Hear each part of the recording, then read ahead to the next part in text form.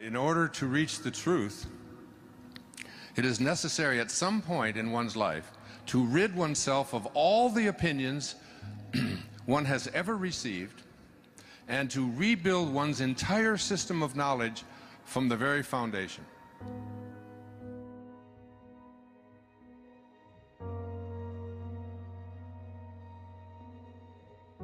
There's a little girl here tonight. Camille, where's Camille? 6 years old or so, 7 years old. I was swimming with her a little while ago, and she showed me her teeth. And she said, I lost 2 of my teeth. And look, there's 2 new teeth coming underneath it, and she was all excited about that. And I said to her mom and my daughter Summer, who was here, just imagine that in that tiny little infinitesimally small little speck that built into that was what she's going through right now. What is there to do? There's nothing for us to, we can't make a change. In that tiny little invisible speck, everything that you needed for this physical journey was handed for you. And you don't believe in miracles? In the great Tao, many of you know I lived the Tao for a year, the year I turned 65, and wrote a book on it. A book that I always tell people, carry it with you wherever you go. Some call it the wisest book ever written. And I lived the principles of that little book, and I encourage people to just stick it in your new purse.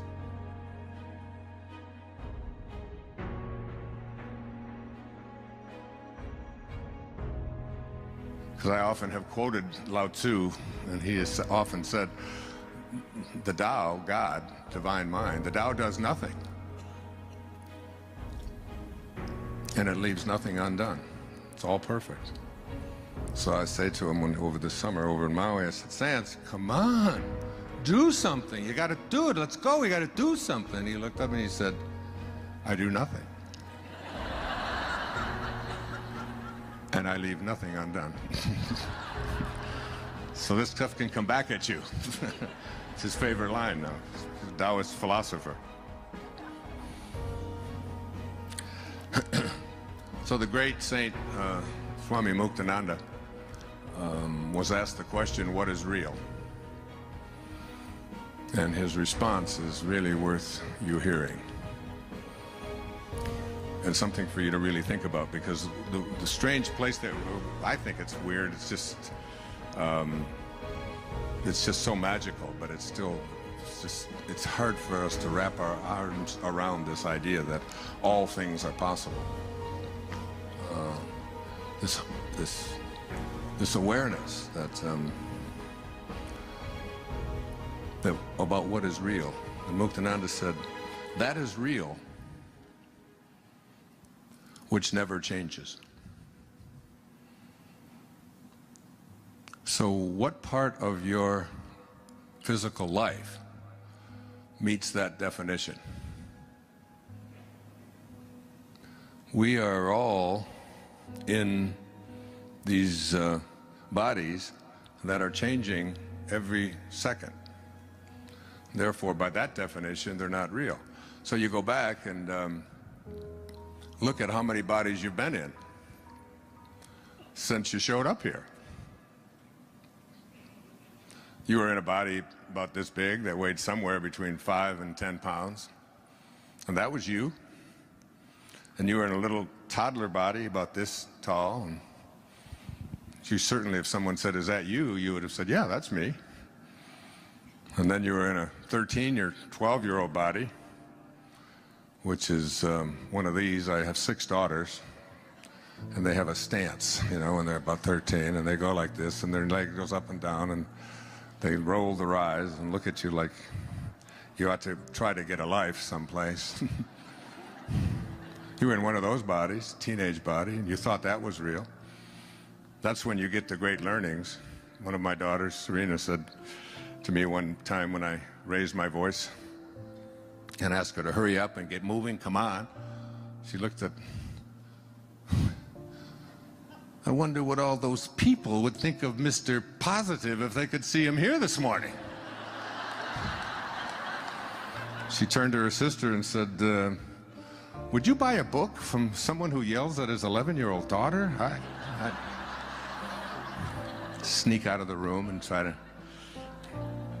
Best line I ever heard from any of my children ever, and I followed them around with a pad of paper to give me material, was from my daughter Summer. When she was 13 and her sister was 11, sitting at the breakfast table, and all of a sudden about 6:30 in the morning, and Summer looked at Serena and said, well, if you didn't have any feet, would you wear shoes? Serena at that time, and it hasn't gone away, could hardly stand anybody talking to her at 6 o'clock in the morning, and said, that's the most ridiculous thing I've ever heard you say. Don't even talk to me. Why are you, just don't even talk to me. Close your mouth. Why are you talking to me? That's so stupid. When if I didn't have any feet, would I wear shoes? Of course not. Summer looked at her and said, don't get mad at me. I just wonder why you're wearing that bra. That's, so...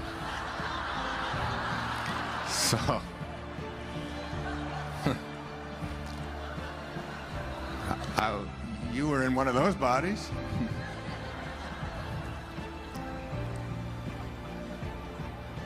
I was in a 20-year-old body, and I saw a picture of it on the PBS show, and I was doing a little bit of this, and the pictures of me at various stages of my life were going by, and the film was, the camera was looking at this picture, and it stopped on a picture of me when I was about 20 years old. And I'm 70, when that was 51 years ago. And there's not one cell of that body left on this planet. I really thought it was real. And when you were in your 20-year-old body, you thought it was real, didn't you? I mean, it's just like, you look at it, you say, of course it's real. And now you look back at it and you say, if it was real, where is it? And where did it go?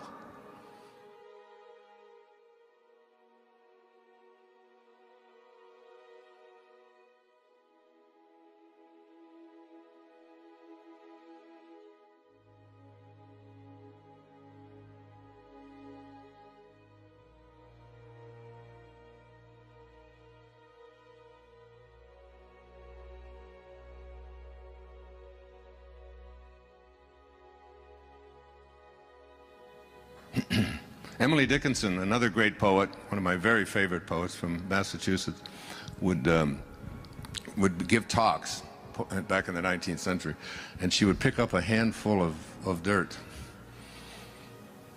and she would say, just let this in. This quiet dust was gentlemen and ladies and lads and girls, was laughter and ability and sighing and frocks and curls. This passive place, a summer's nimble mansion where bloom and bees fulfilled their oriental circuit, then ceased like these. That's who you are, if you believe that you're your body. Just quiet dust that's going to fulfill its circuit and cease. And we all know that we're something much more than that. But we haven't been raised to believe that. So my talk tonight is really about understanding there is a component of us that is beyond the physical, beyond the physical, metaphysical, beyond form, over, past, higher than form, transformed. And this part of who we are has infinite possibilities and can do anything, can heal anything, can manifest anything, can attract into our lives the right people. And you get a sense after a while that that this invisibleness that is who we are is, as you begin to elevate your awareness and move to a higher level, and this is basically the essence of it. It's that we were all conceived and born into a world and a culture in which we were raised to be ordinary. And ordinary isn't so bad. I'm not here to put down ordinary and average and fitting in and all the things that ordinary comprises. It's just not what I want for me. And I got the mic tonight. So, and ordinary really means, it means fitting in. It means getting along. It means becoming a good citizen. It means filling out the forms.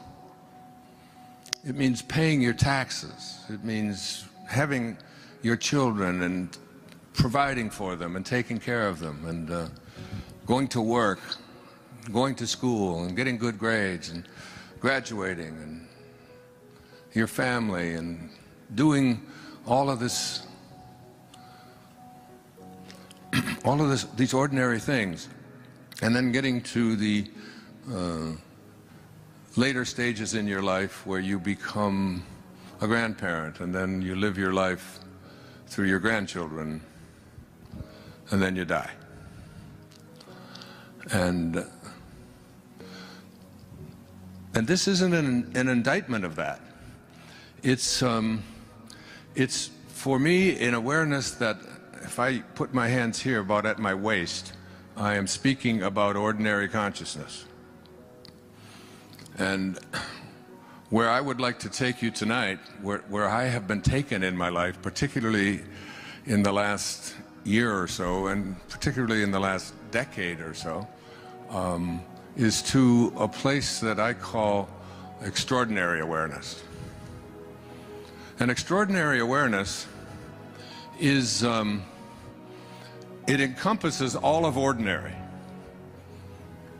So that you're listening to an ordinary man. I fill out the forms, or I get somebody to do it for me, more like it. And I pay my taxes, and I've provided for all of my children. And when I went to school and saw that they went to school and was there for them as much as I could be, and did all of the things that we would say constitute ordinary. But extraordinary doesn't stop here. See, this is where it stops for so many people. And they go through their life with this, remember the Barbra Streisand song?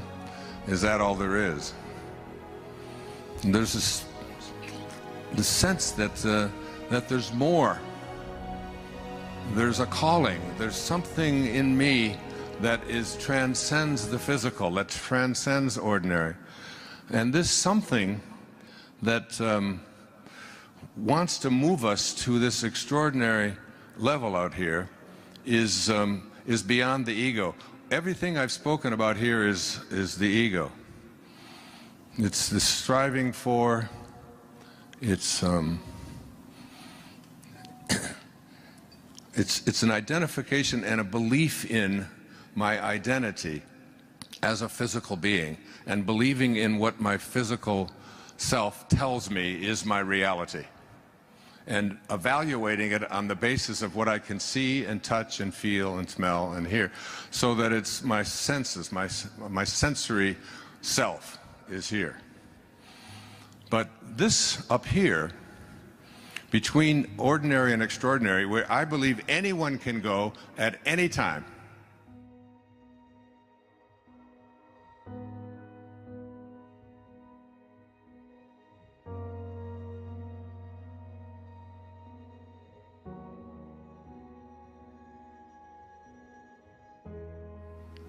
Here we are with E. E. Cummings, another favorite poet.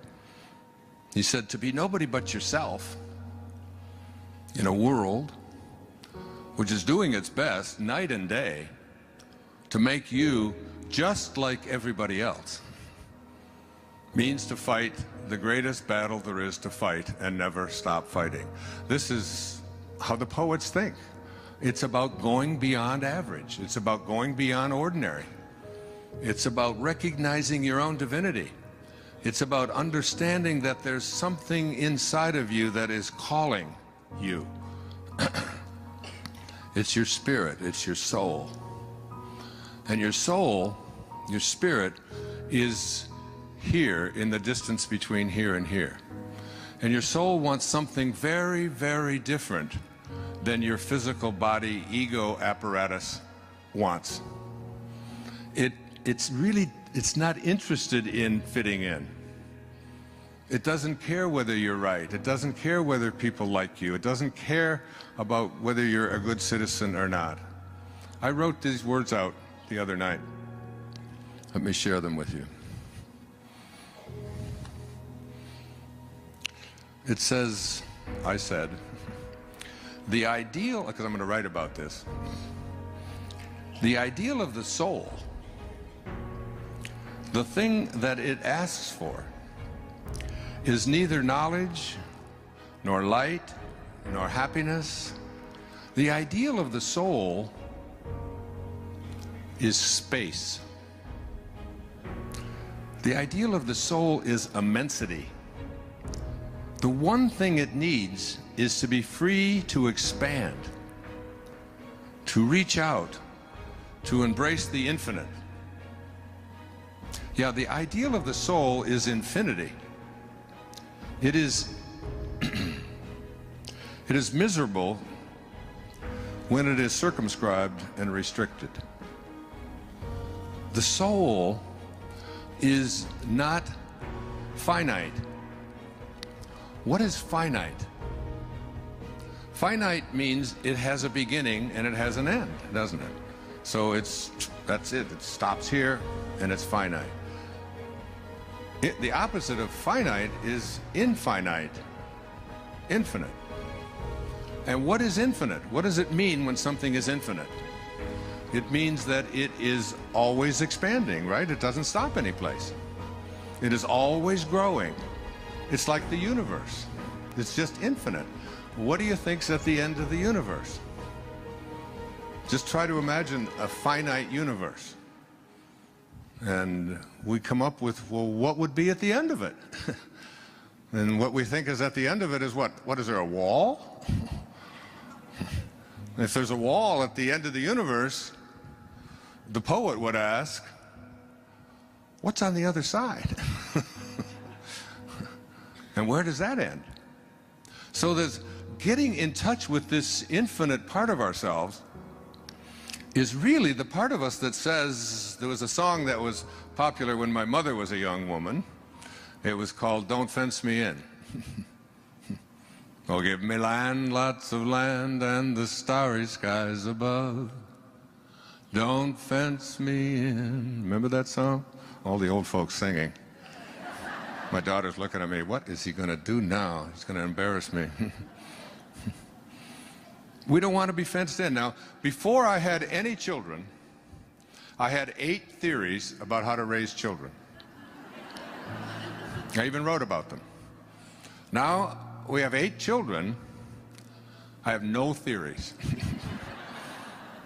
But the one thing I know about raising children is this, that nobody likes being told what to do. Right, Sage? I was telling the story of you, honey, on Mother's Day one year at a restaurant where we were all there, my mother, Marcy's mom and dad, and we were all there. And Sage is, in a lot of ways, like me, what I call I tell this story at every talk, so I might as well hear it. That's the scurvy elephant. When I was in the foster home back in Mount Clemens, when I was about 6 or 7 years old, I came home from school, And Mrs. Scarf, who ran this home, had this home that a bunch of us lived. And I came home and I asked her, what's a scurvy elephant? And she said, a what? And she said, a scurvy elephant. I said, and she said, well, where did you hear that? I said, well, I heard Mrs. Poole, who was my third grade teacher, talking to the principal, and she said that Wayne Dyer was in her classroom and that he was a scurvy elephant. So she got on the phone, called the principal, and the principal said, oh, no. She said, that's Wayne. He gets everything mixed up. She didn't say that he was a scurvy elephant in her classroom. She said that he was a disturbing element in her classroom. And I always loved to say that. So a scurvy elephant is, and my teacher, Abraham Maslow, used to always say to us, you know, the number one marker of self-actualizing people is their independence of the good opinion of other people. They're just not interested in being told what to do. I watched on the on my iPad, which I just got, and it had a commencement address by Steve Jobs at Stanford University. It was a 15-minute, and I just sat there, and before I meditated, I listened to what he had to say. This immensely scurvy elephant, who really, just passed away a few weeks ago, and you know, many of his biographers now saying that he's up there with Thomas Edison and Benjamin Franklin and Alexander Graham Bell, people like that. He really changed who we are as a people and how we communicate with each other. And his advice to the whole graduating class at Stanford was, don't live somebody else's dharma. Don't listen to that inner calling. And whatever it calls you to do, listen to it. And don't pay attention to anybody telling you what's possible or what's not possible, or whatever. Just fight for it.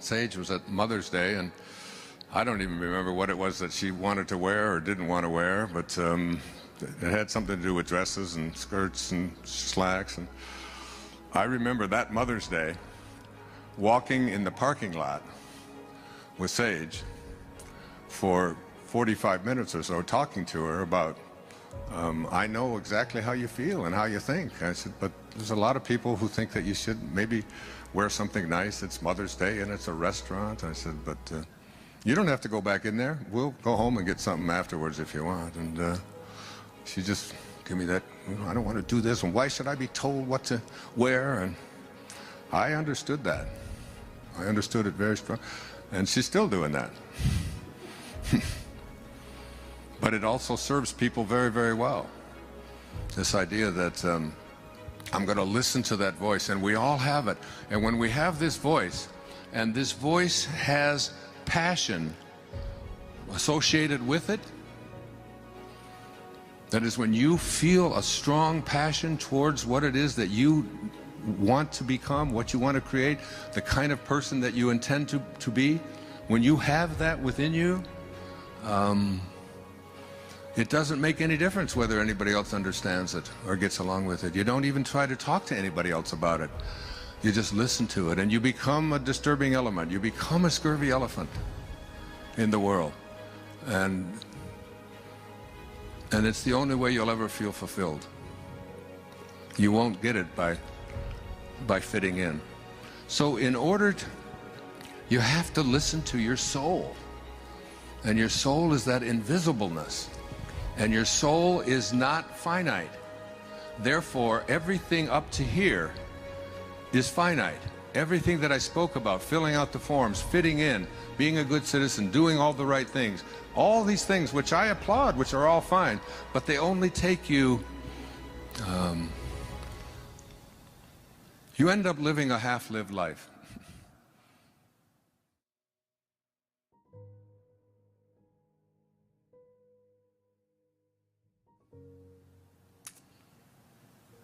Herman Melville. I spoke about him this morning when I spoke to the writers group here. I mean, his writing was so profound and so beautiful, and he had this one line from Moby Dick, which is really not the story about a man chasing a whale. It's the story of a person who has an obsession, and that whale is a symbol of I must achieve it. I read a really great book this summer. Every one of my kids have read it. It's called Unbroken by Laura Hillerbrand. And I recommend that you read it, and wherever this is going around the world, get a copy of it. It's the story of Louis Zamperini, who survived on a raft across the ocean and was taken to a Japanese prisoner of war camp, and on and on and on, and survived against all odds. And then at the end was able to go back and forgive. I mean, it's just a powerful, beautiful, spiritual experience. And Ahab was pursuing his own inner voice that just couldn't be stilled. And this is how Melville spoke. Because I live on an island in the middle of the Pacific, Maui, where I invite you to come in January to listen to the whales. Go on a whale watch with me, and if you like what I'm speaking about here tonight, we do 2 or 3 days on it in January. Here's Melville. He said, "For as this appalling ocean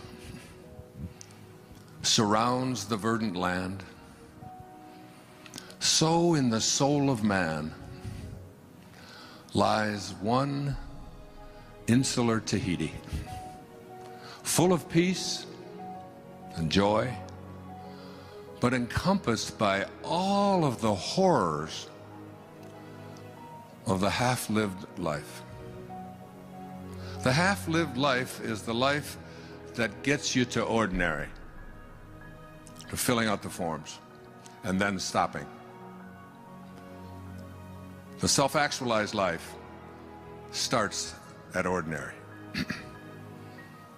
and listens to its soul, which you can't find, but you know is there. And there are some that doubt that it's there. I had a friend who's a neurosurgeon over in Maui, and he was saying, you know, you talk about this soul thing a lot. He said, I've poked around in a lot of human brains, and I've never seen a soul or anything resembling a soul. And I asked him, I said, Chuck, I said, while you're in there poking around, have you ever seen a thought? Well, no, of course not. I said, do you think there are thoughts? That such a thing as a thought exists? You can't see it, you can't touch it, you can't. The fact is that virtually everything that exists is metaphysical, beyond the physical.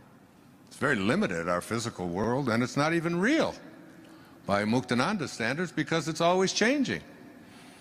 The body that you came into this room with will be a different, you'll leave in a different body. There's something called you that just keeps occupying more and more and more new bodies until ultimately it just sheds it all together. The great Irish poet William Butler Yeats said, an aged man is but a paltry thing, a tattered coat upon a stick. What an image. Unless soul claps its hands and sings, and louder sings, for every tatter in its mortal dress. We're just tattered coats on a stick, unless we have a soul. And when we have a soul, the soul says, don't fence me in. The soul says, don't tell me what to be. Don't tell me what I can't do. Don't you dare impose upon me who you are and what you think I should be. That's your soul. And all of you have this, because this body of yours is just an illusion. It's just a very temporary parenthesis in eternity, isn't it? And you know that you're going to leave it. And all the evidence is there, and you just keep looking at it. You try to pretend that it's not there, and so you color the gray, and you lift them up, and you shift it around, and you put on a girdle, and you do all of the, I don't know, you do all of the stuff to pretend that it's, and you're not doing a damn thing in this world. You're just being done. You're just being done. But what you're being done by is the higher self.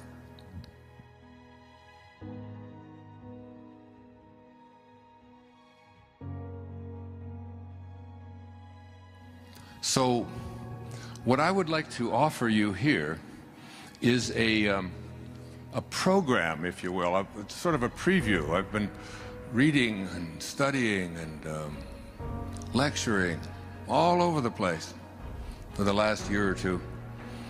And for some reason, I've been given a big voice and a big audience. For some reason, I'm allowed to go on public television and present in prime time 3- and 4-hour specials on the Tao Te Ching, or on the power of intention, or on changing your life, living from a spiritual place. And it must be because I have had this wonderful opportunity handed to me that I've been getting exposed to more and more and more about the miraculous power that comes to us when we start our life from ordinary and just leave that part of it to be taken care of and move into this extraordinary place, this place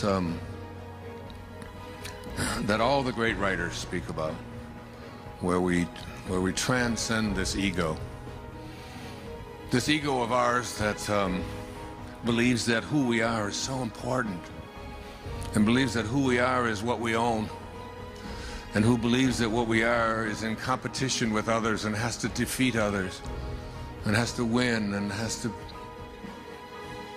be better than.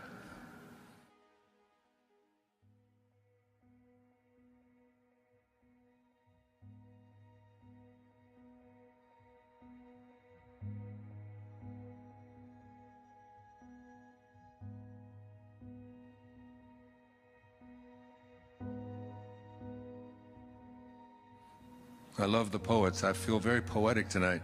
A great Indian poet named Rabindranath Tagore won the Nobel Prize for Literature in 1927 with a collection of poetry called Gitanjali. And in there, he writes about this ego of ours. He says, I went out alone on my way to my tryst, but who is this me in the dark?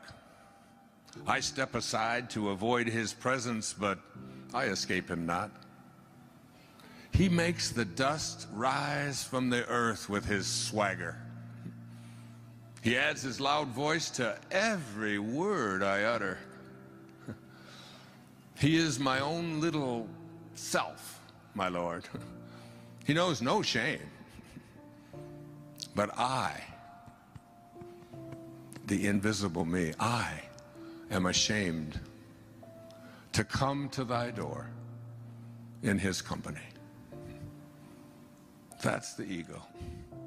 The part of us that makes the dust rise from the earth with our swagger, who's always adding his loud voice.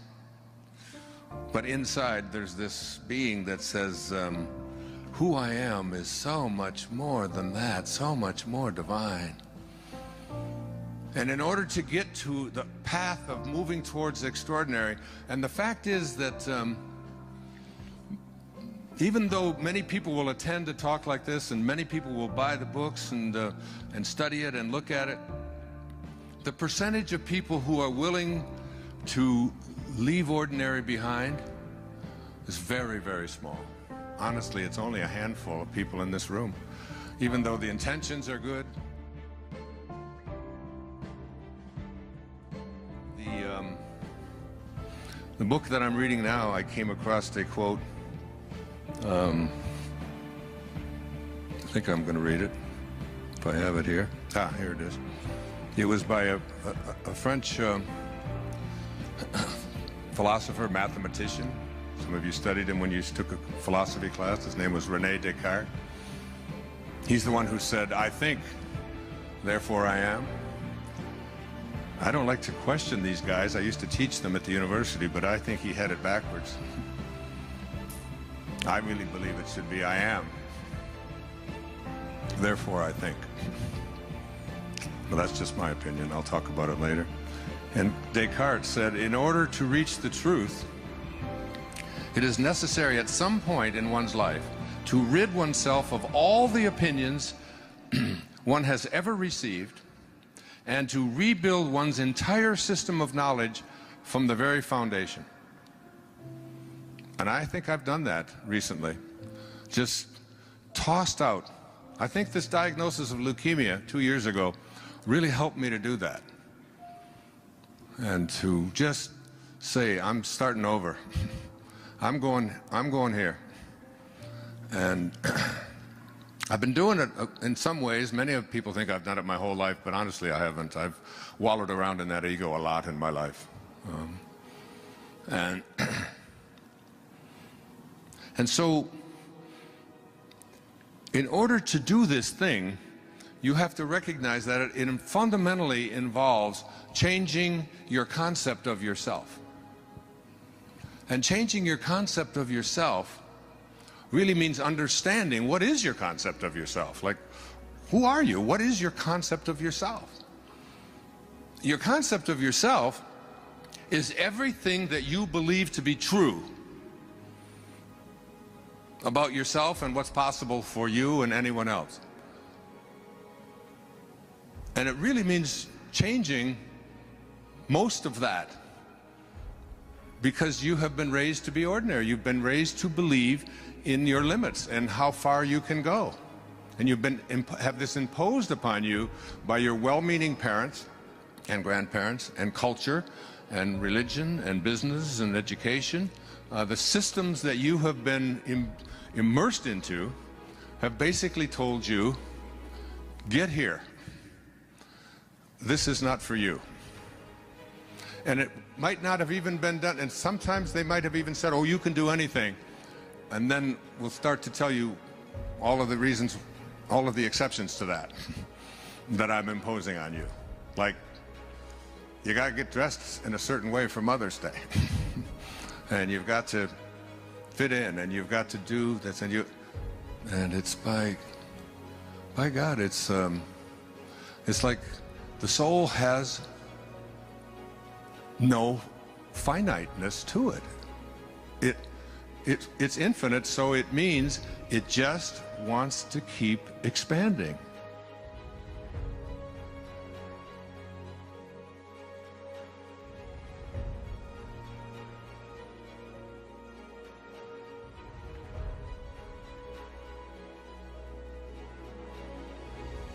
Consciousness coming into this dimension is the divine purpose, but the divine purpose is twofold. One is the universe delights in creation. It delights in creativity. It delights in creating new forms. How do I know that? Well, just look around on the planet here, the millions of life forms in the sea, on land, in the air.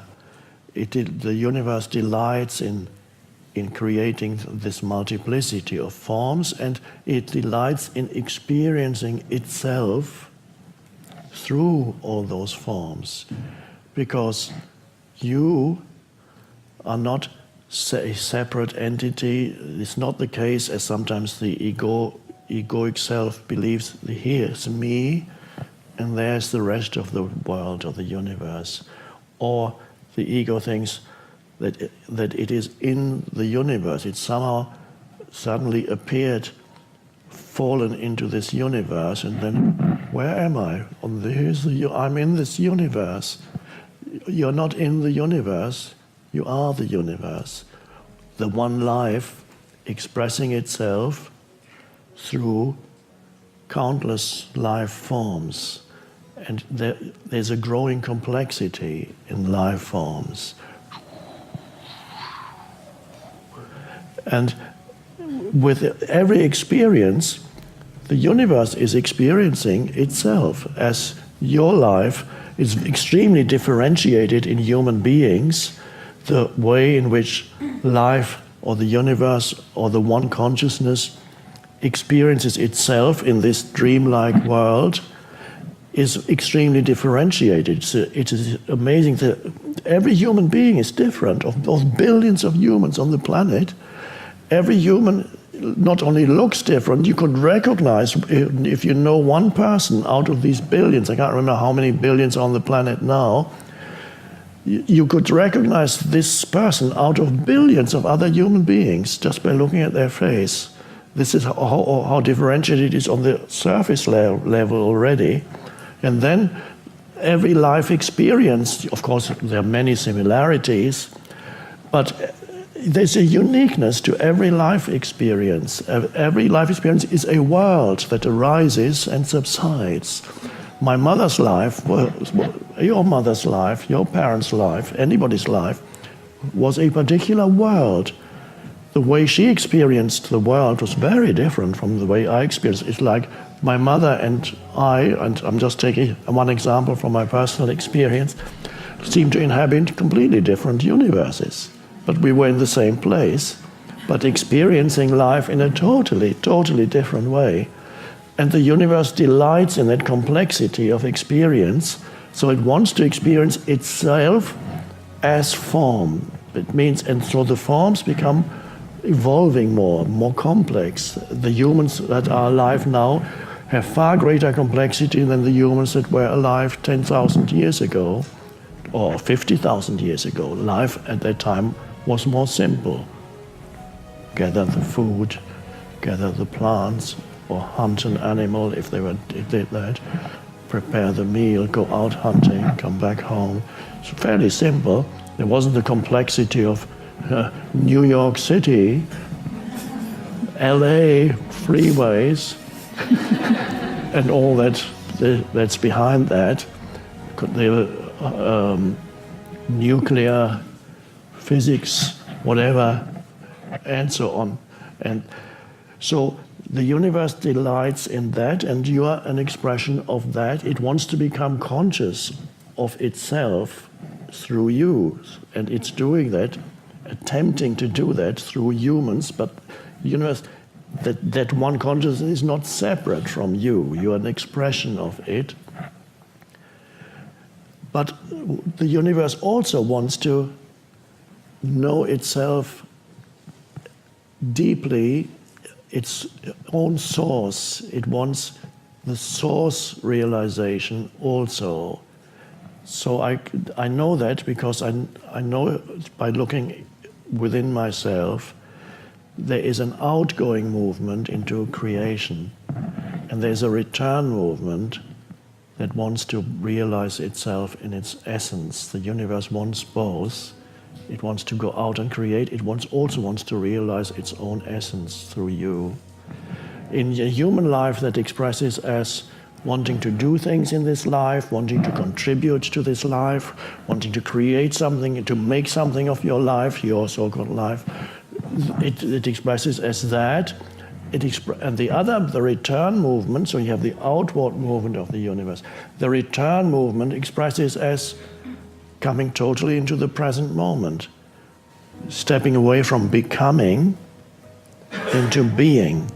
Becoming is the outward movement.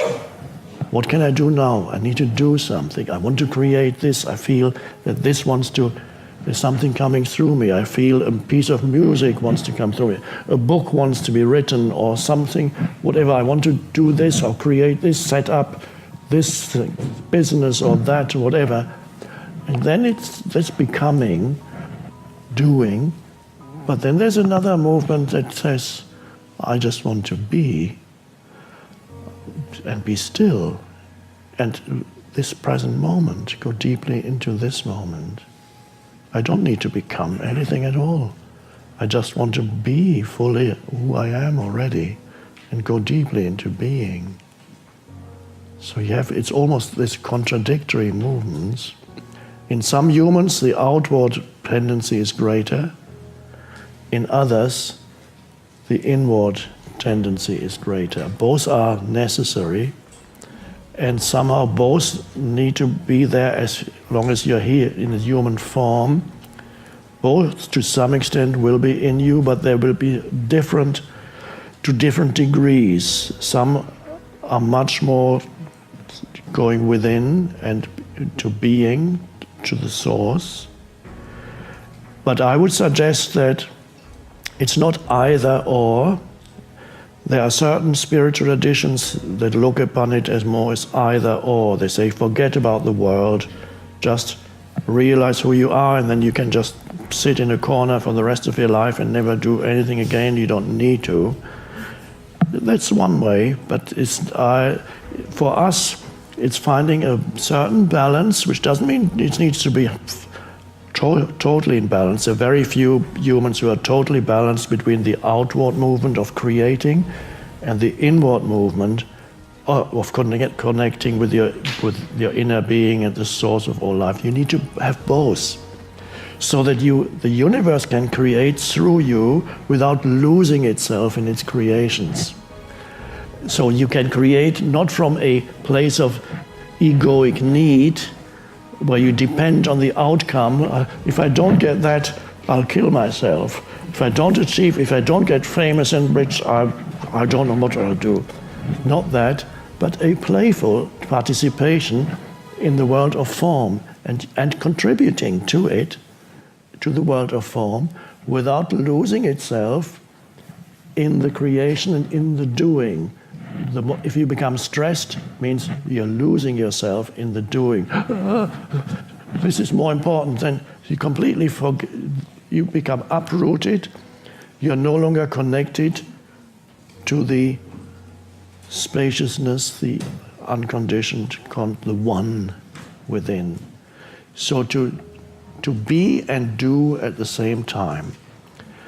But some humans, yes, are much more drawn to being. I call them frequency holders. They hold the frequency of being on the planet. They're not interested in creating huge things out there. They're interested in doing perhaps little things. Gardening, cooking, looking after animals, being with animals, helping humans in some capacity, helping even physical, helping humans with their bodies and so on. So they are frequency holders. They are more into being. Then there's some doing, but you always have to do something. You can't do. But they don't put the emphasis on doing, the emphasis on being, and then they allow presence to flow into what they do, and they affect the world also very significantly. Others have a greater tendency to performing creative action. They need to go out there and become active, but their challenge is not to get lost in what they do and thinking that's all important. They forget that this is a play of form. And then there comes a seriousness and a heaviness into the doing, and they get unhappy. And when you are unhappy, whatever you create has some flavor of that unhappiness. So the divine purpose of the universe, to summarize my long explanation, is to know itself, both through the creation of form and through realization of the formless essence of all life. And that is the divine purpose of the universe, and that you are here as part of that.